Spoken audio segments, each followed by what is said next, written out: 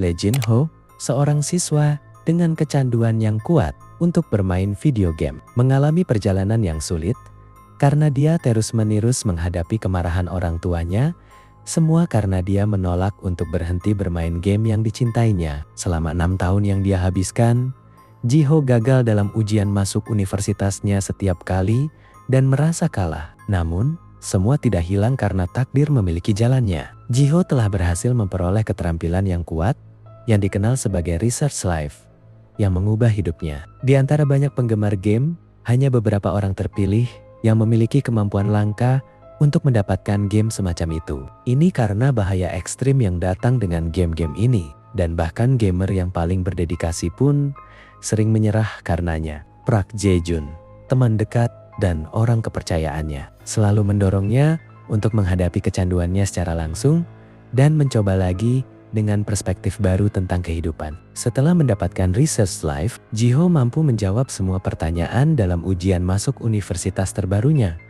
membuat tandanya sebagai siswa terbaik. Setelah lulus ujian ini, dia kagum melihat berapa banyak orang yang ingin bertemu dengannya, jauh dari dirinya sebelumnya. Dengan demikian, Ji-ho memutuskan untuk mengejar keinginannya yang mengakar untuk berubah. Bersumpah untuk mencurahkan 108 hari untuk berdoa, meditasi, dan refleksi diri. Meskipun dia menghadapi banyak tantangan di sepanjang jalan, Ji-ho tidak pernah menyesali keputusannya untuk mengubah hidupnya. Melalui kerja keras, dedikasi, dan pelukan sejati dari yang terbaik dalam dirinya, Ji-ho akhirnya berhasil berubah. Setelah itu, Jin-ho pergi ke Italia. Dia ditahan karena mereka percaya Jin-yo adalah individu idol yang terpisah. Para penggemar terkejut bahwa Jin-yo hanyalah orang biasa. Setelah salah paham tentang hal ini, Jin-ho memanggil Park Jae-jun. Park Jae-jun menegaskan bahwa Jin-yo telah menjalani operasi plastik.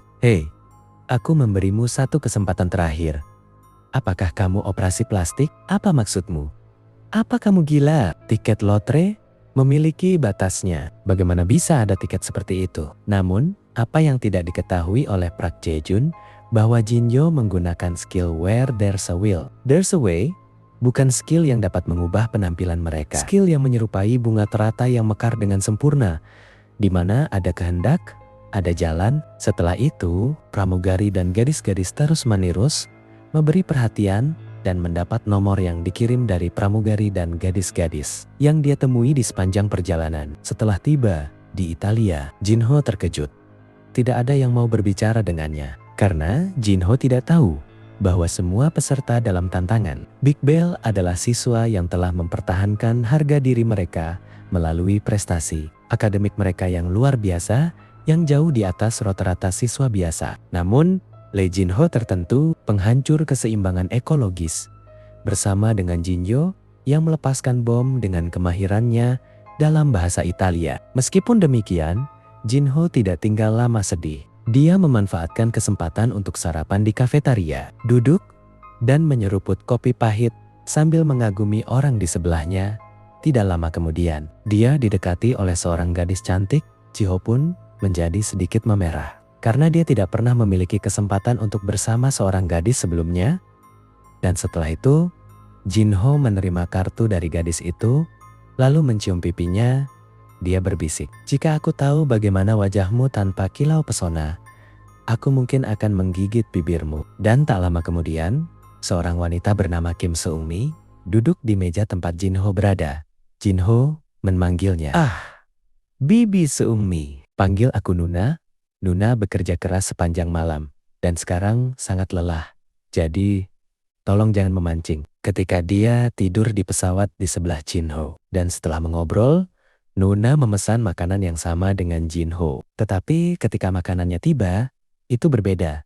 Dan Jin-ho memanggil Koki. Setelah itu, Koki itu berkata, "Tidak, itu tidak salah karena aku ingin mata yang menyerupai berlian berkilauan bersinar lebih lama lagi." Mengikuti kebingungan Jin-yo, dia harus menyampaikan apa kepada Nuna tentang sang Koki. Tapi untungnya, Nuna nggak kesal karena Nuna baru saja digombalin. Dan setelah itu, Nuna malah menggoda Jin-ho yang digombalin oleh wanita cantik. Jin-ho pun kaget dan malu-malu. Setelah itu, Nuna berpikir tentang anak yang sangat polos.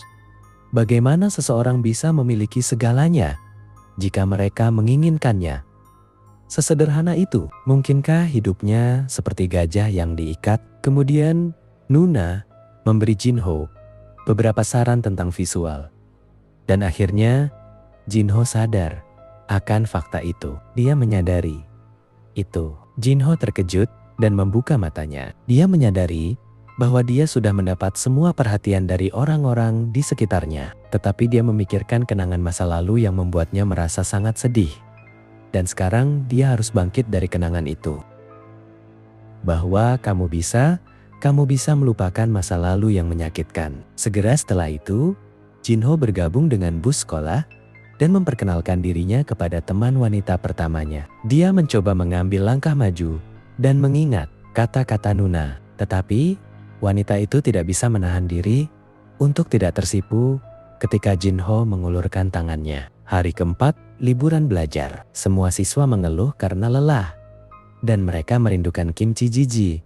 Mereka menunjuk ke kuil dan berdoa. Begitu juga aku tidak bisa tidak merindukan kimchi dan bergumam. Saran Nuna memberi Jinho keberanian dan agresi yang belum dimanfaatkan. Semua orang di sekitar tidak percaya bahwa Jinho sedang berbicara dengan orang lain.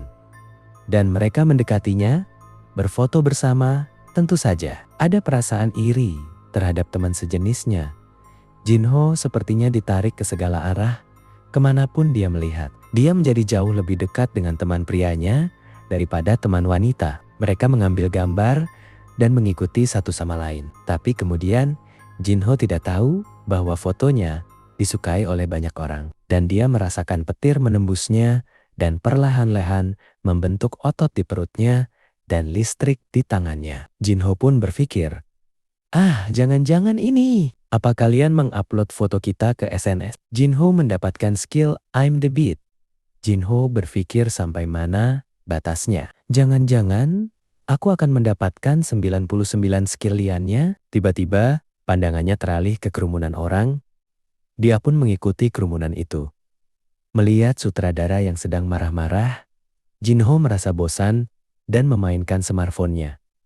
Tapi tanpa dia sadar, sutradara itu memperhatikannya dan menargetkannya. Tapi saat mereka melihatmu, beberapa orang memang terlahir untuk menjadi terkenal. Saat itu, model yang sesungguhnya sangat marah karena Jinho menggantikannya. Dan sutradara sangat senang mendapatkan model yang sangat cocok. Setelah itu, Jinho memulai pemotretannya.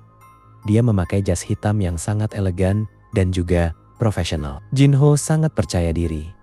Seakan tali kekangan itu akhirnya terlepas. Fotografer pun sangat bersemangat untuk memotretnya. Setelah itu, model aslinya sangat kaget karena dia tidak menyangka bahwa pemotretannya akan sebagus itu. Model itu pun merasa terpesona melihatnya, sampai model itu merasa kalah. Setelah pemotretan selesai, Jinho pulang ke Korea. Setiba di Korea dia mandi dan bercermin. Dia berpikir dia sangat tampan.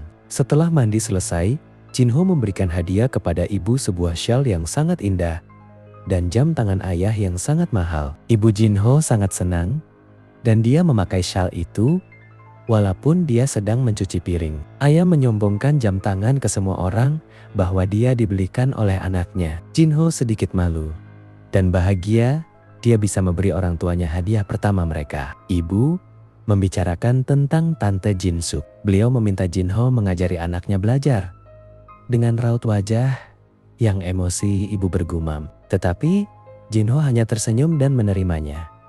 Dan tak lama itu, ibu Jinho pun berkata, "Bagaimana Bibi Myeong?" Jinho terkaget dan berpikir bahwa Bibi Myeong yang selalu berada di sisi mereka di saat mereka susah. Dan serelah mereka mengobrol, Jinho pun bersiap untuk pergi ke universitasnya memakai jas hitamnya. Karena Park Jae-jun bilang kalau penerimaan mahasiswa baru harus memakai jas formal. Dia pun pergi memakai kereta ke universitasnya.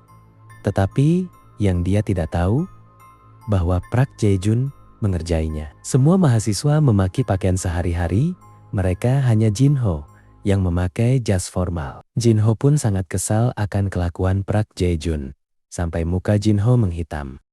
Para senior berteriak karena Jinho belum juga datang, padahal acara penerimaan mahasiswa baru akan mulai. Sedangkan Jinho sedang kebingungan karena tidak tahu harus pergi ke arah mana. Lalu dia coba bertanya kepada gadis-gadis yang sedang melihat dia di smartphone-nya. Mereka tersipu malu karena Jinho sangat tampan. Dan Jinho memperkenalkan dirinya bahwa dia akan membacakan sumpah mahasiswa baru dan senior itu sangat marah.